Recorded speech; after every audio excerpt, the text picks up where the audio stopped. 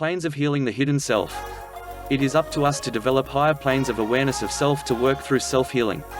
In our search for success, we must aim to achieve goals that we set only after we work through the process of healing the hidden self. By building a higher plane of self-awareness, we can work through this process successfully. Essentially, one must develop abilities and skills to work through development and to increase self-perception and awareness. Only then can one face the world with a positive mind. It is possible to work through self-healing processes and nurturing the hidden self. We must move away from uncontrolled emotions while taking action to control our life.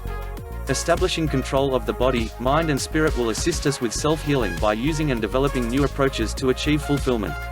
Despite one has achieved wealth or fame, it does not mean that this person has healed the hidden self. Materials do not make who we are. Of course, money brings us a degree of financial security, yet it does not create the whole self. Because the whole self is left undiscovered, often one will feel temporary elation, yet true happiness is out of sight. Inner healing is the primary goal to finding fulfillment.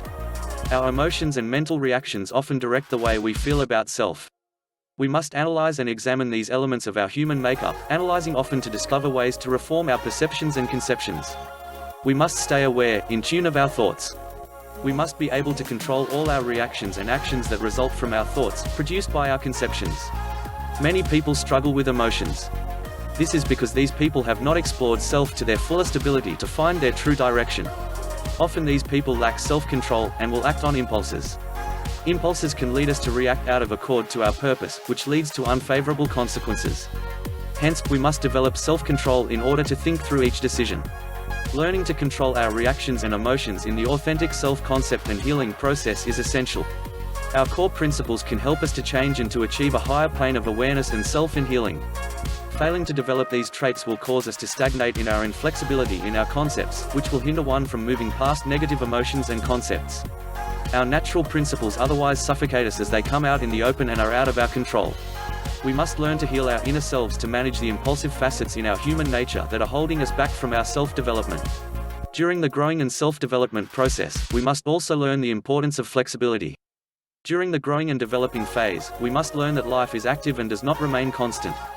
Developing flexibility will help you to see when you must establish core principles or main beliefs to replace your perceptions and conceptions that hinder you from healing the hidden self. One must continue to seek healing the hidden self by analyzing and finding ways to abandon bad experiences that cause us to resist change. We must cease leading a compulsive life and move to new situations with different approaches in order to attain a controlled reaction with an open mind. Experiences can lead to unhappiness. Most people will grab onto and hold negative feelings and thoughts, such as resentment, shame, guilt, fear, etc. Thus, in order to heal the hidden self, one must abandon these negative aspects, taking down the walls and reconstructing the mind to move toward healing of the hidden being.